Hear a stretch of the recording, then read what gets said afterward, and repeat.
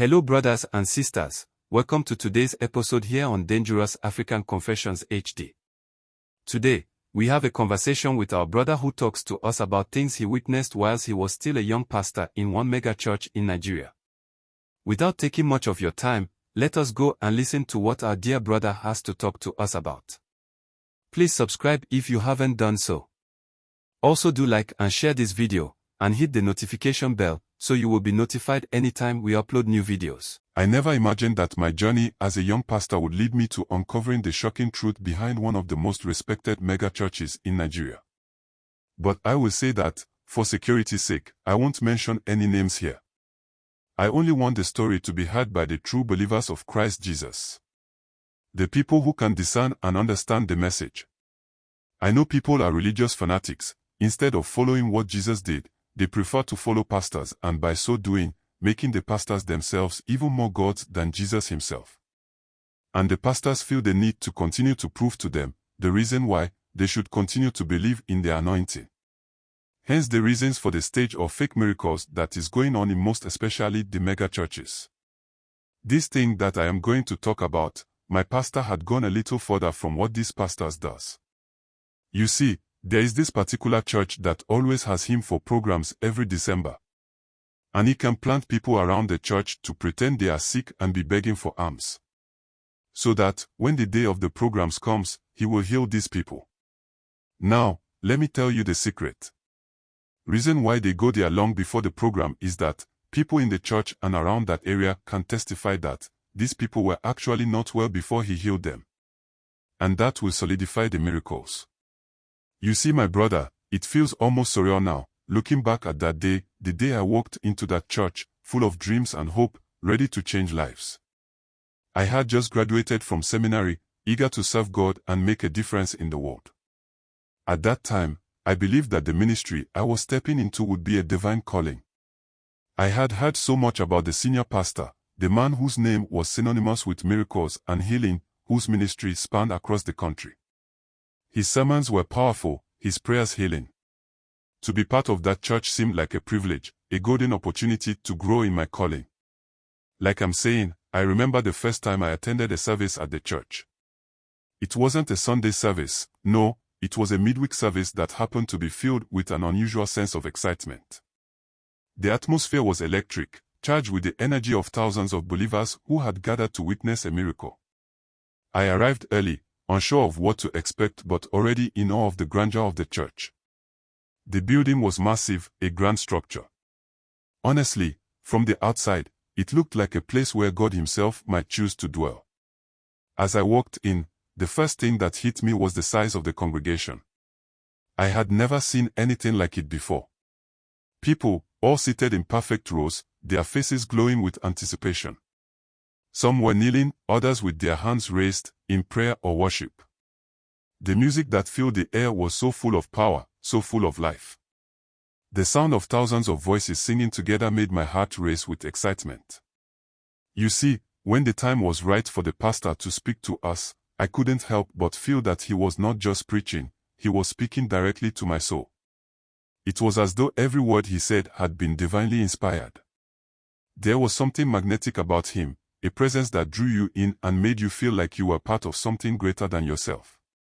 The way the congregation hung on to his every word, the way they responded with such fervor, left me speechless.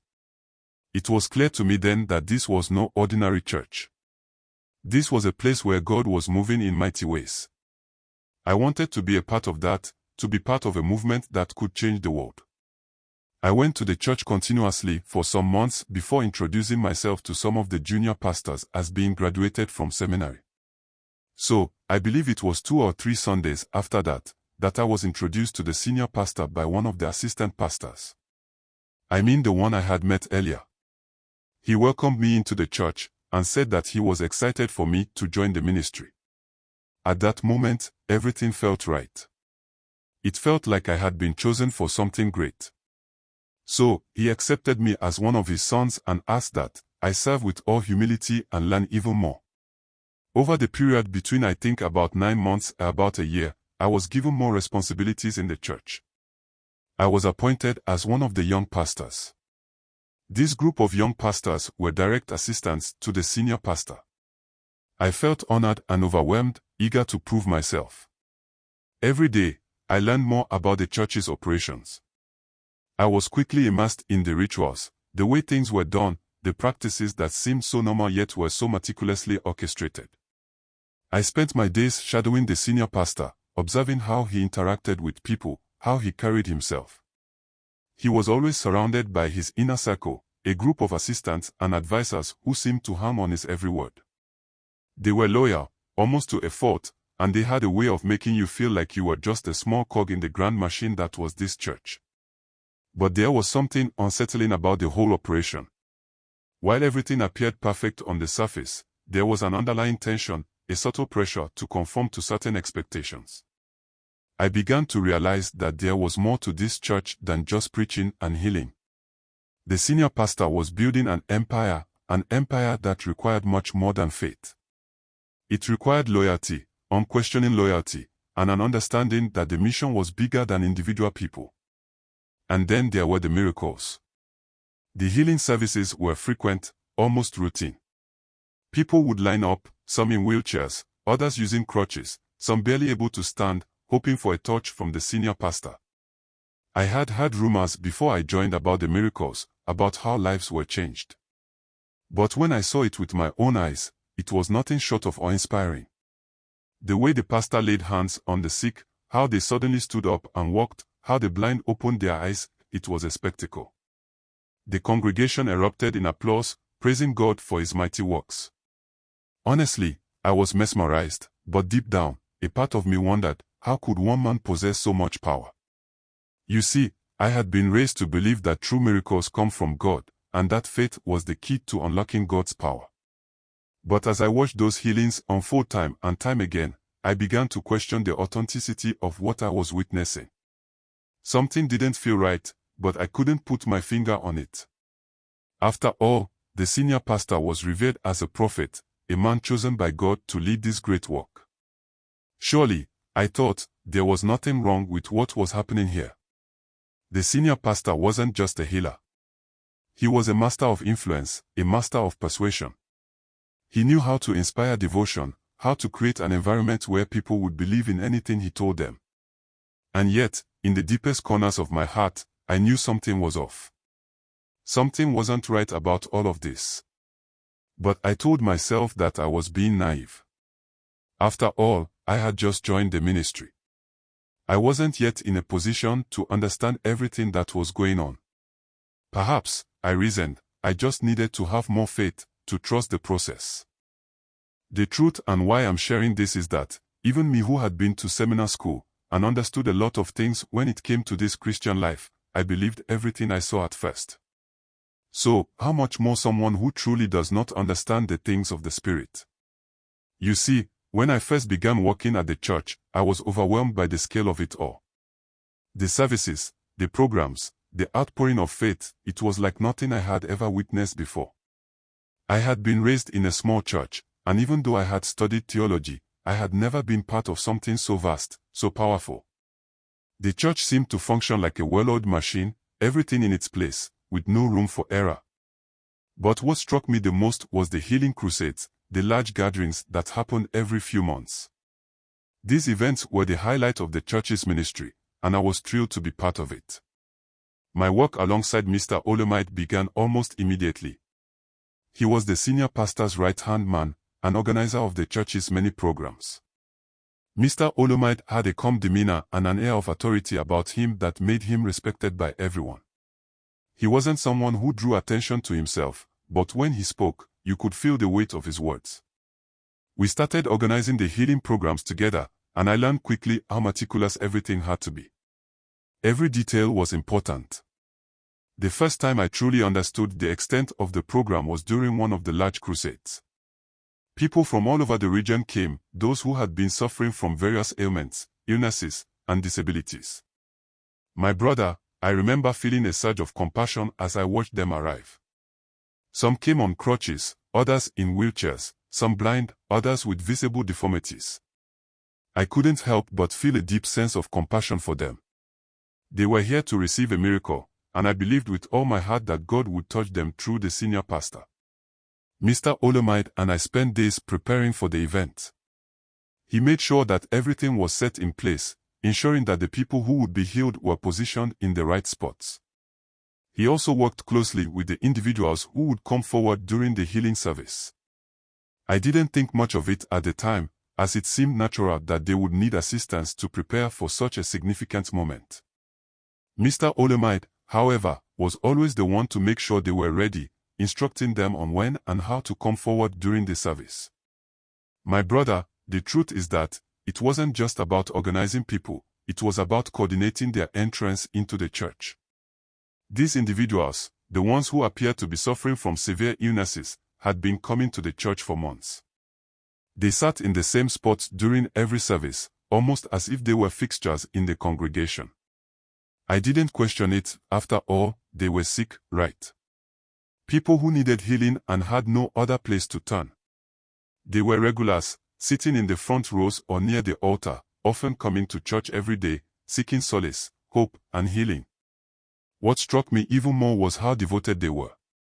The elderly man who came in a wheelchair every Sunday, the young man whose legs seemed permanently crippled by an unknown condition, they were always there.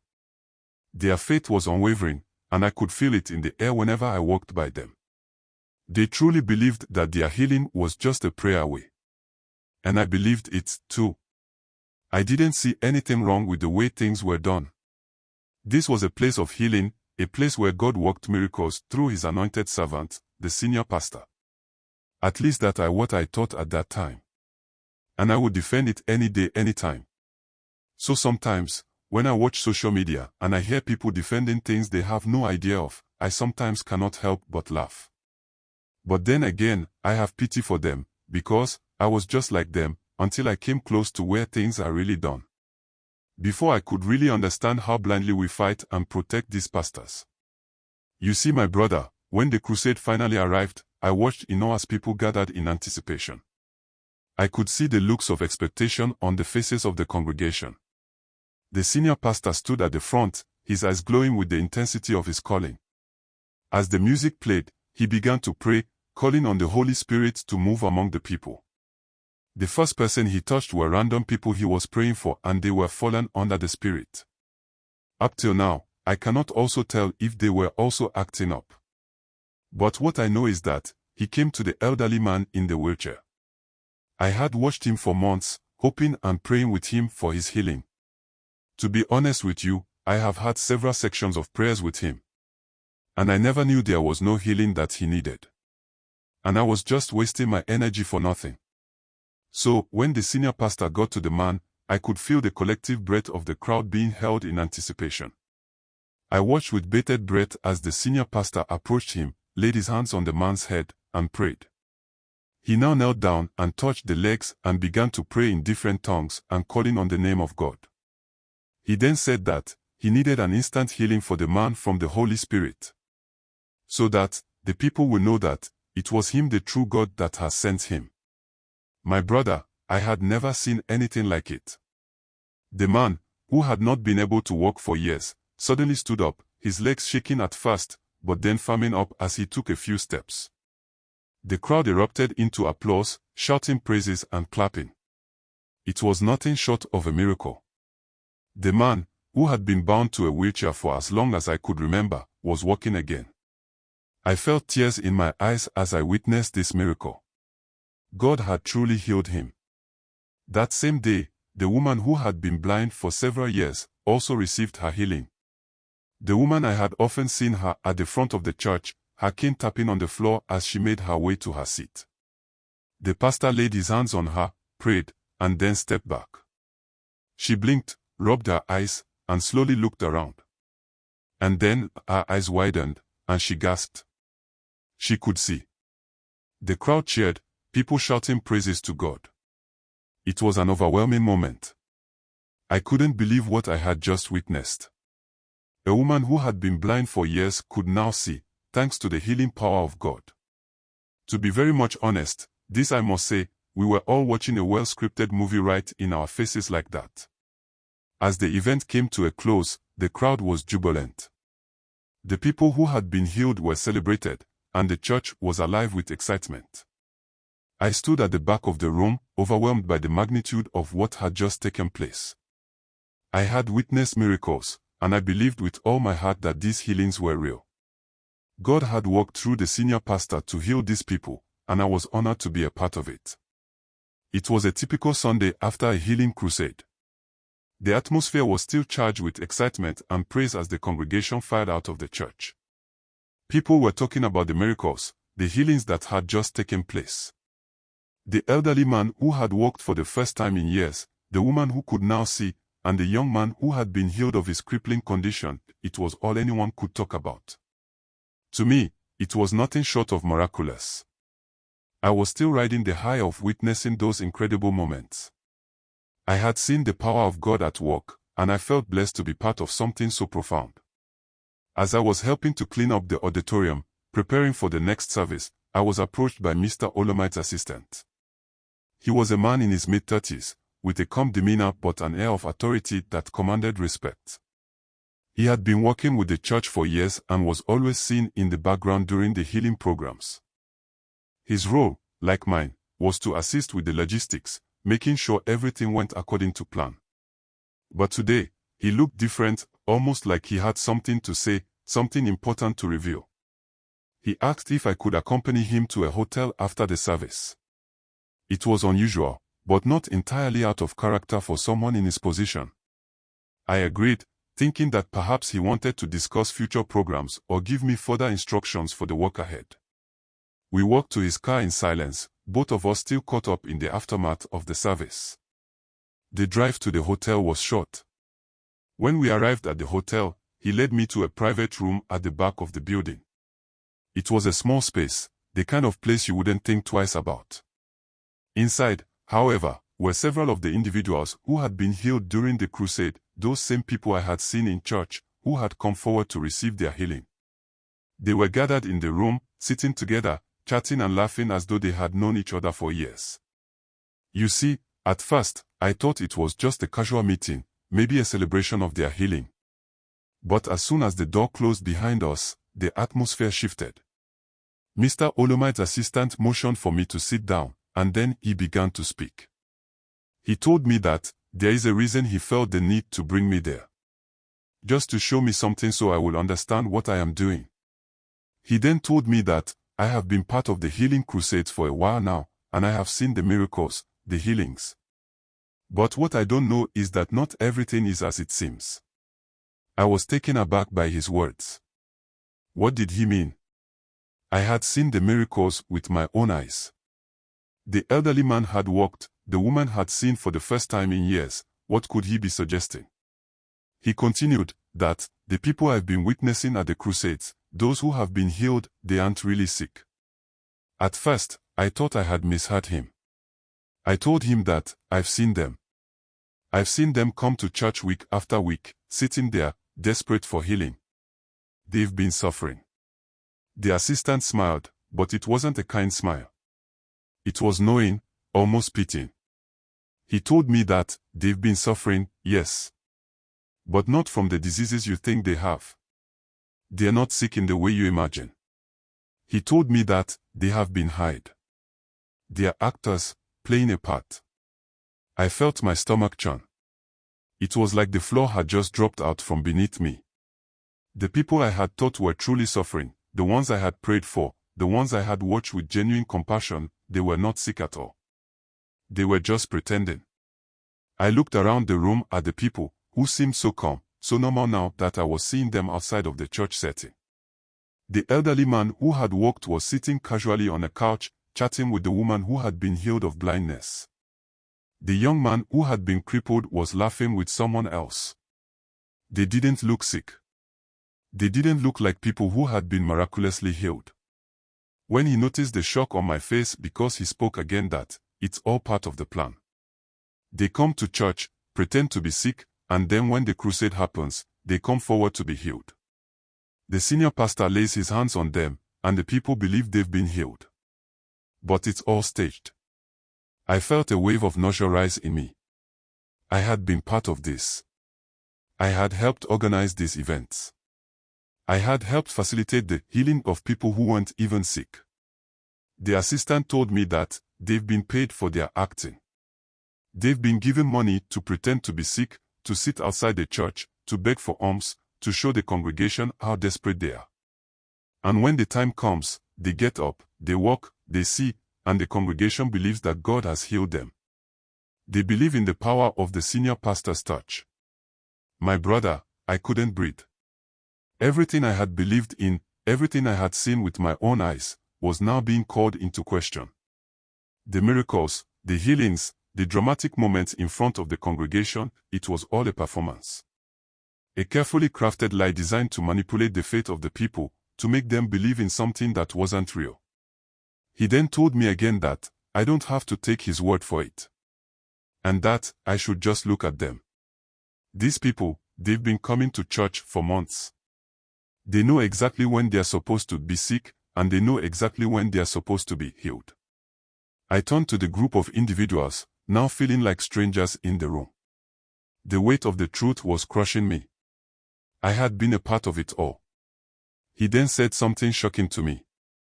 He said that is how we keep the faith alive. This is how we fill the church, how we get people to donate, how we get people to believe in the pastor's healing powers. The more people see miracles, the more they give, the more they come back. It's a cycle. And you, my friend, are now a part of it. Don't forget to please subscribe, share and like our videos. Kindly hit the notification bell so you will be the first to get notification to our videos when we upload. I wouldn't want to say much here, so I will wait for the concluding part so that I will combine it all and talk about it. All I can say now is that, reach out to your Maker for strength, stay grounded, stay prayerful, and stay vigilant. Never let anyone, no matter their title or position, control your path, your choices, or your spirit. Thank you for watching, and remember, life is too short to make choices you regret forever. We shall meet again in the next video.